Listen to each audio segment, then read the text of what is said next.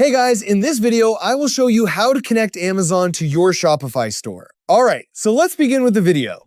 First, sign into your Shopify admin dashboard. Once you're logged in, click Apps from the left sidebar. Next, click on All Recommend Apps. And then click Shopify App Store to open the marketplace where you can install integrations for your store. In the search bar, search for CS Amazon Sync. When you find the app, open its page and click Install.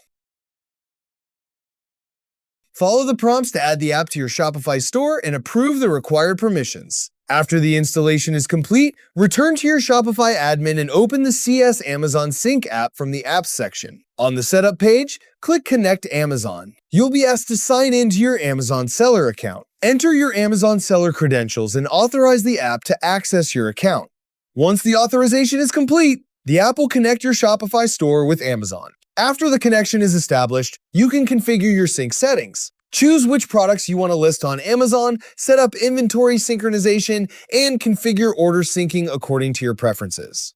When you're finished, save your settings. Your Shopify store and Amazon seller account will now stay connected, allowing you to manage products, inventory, and orders more efficiently from one place. And that's it.